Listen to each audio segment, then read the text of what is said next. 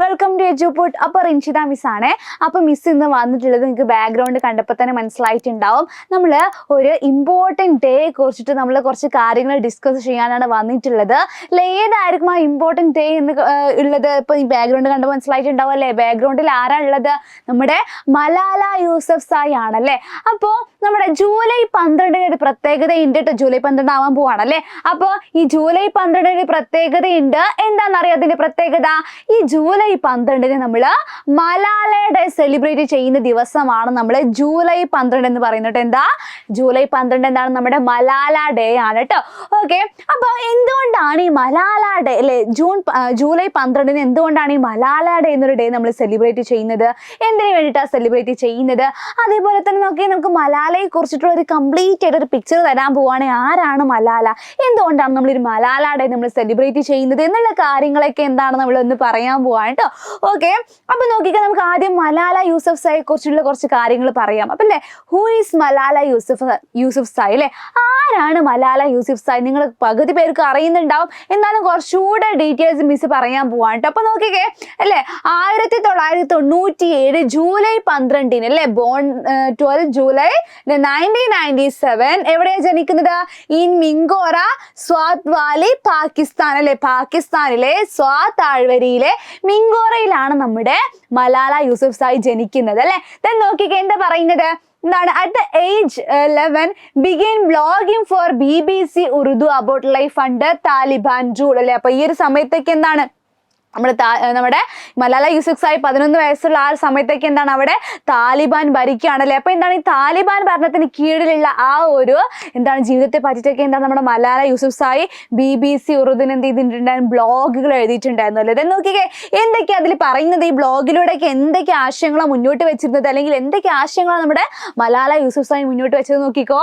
എന്താണ്? Spoke out openly and fearlessly for girls right to education. എന്താ മക്കളെ share ചെയ്തത്?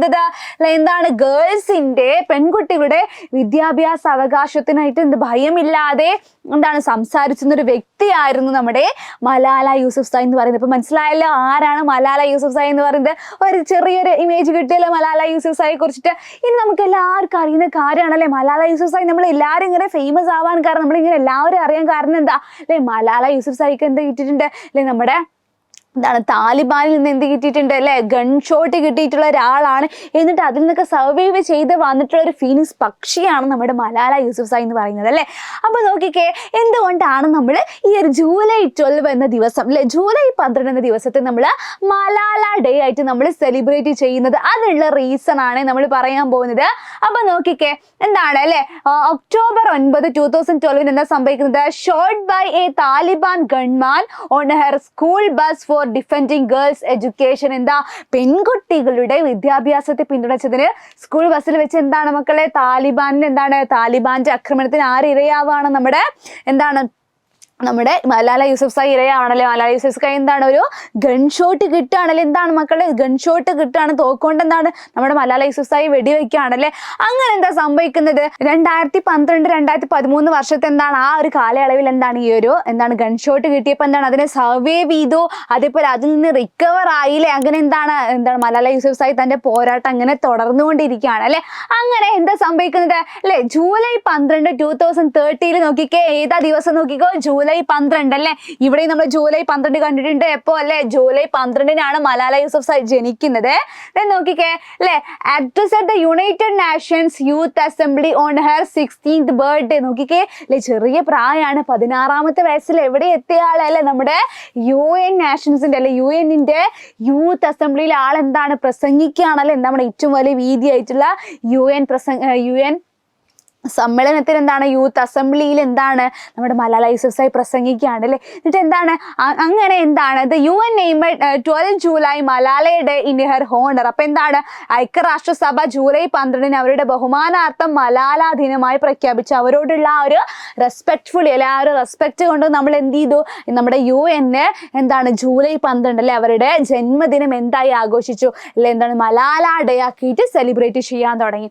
അപ്പൊ അങ്ങനെയാണ് നമ്മൾ എന്ത് ചെയ്യുന്നത് അല്ലെ? 2013 മുതൽ നമ്മൾ ഈ ഒരു മലാല ഡേ എന്നൊരു ഡേ നമ്മൾ എന്ത് ചെയ്തത് സെലിബ്രേറ്റ് ചെയ്യാൻ തുടങ്ങിയിട്ടുള്ളത് കേട്ടോ. ഏതാ മലാല ഡേ. ഓക്കെ, അപ്പൊ ആ ഒരു കാര്യങ്ങളൊക്കെ ക്ലിയർ ആണല്ലോ അല്ലെ. UN അസംബ്ലിയിൽ വെച്ചിട്ട് എന്താണ് നമ്മുടെ മലാല എന്താണ് ജൂലൈ 12 എന്ന ദിവസത്തെ നമ്മൾ മലാല ഡേ ആക്കിയിട്ട് എന്ത് ചെയ്യാണ് നമ്മൾ സെലിബ്രേറ്റ് ചെയ്യാൻ തുടങ്ങുകയാണ്.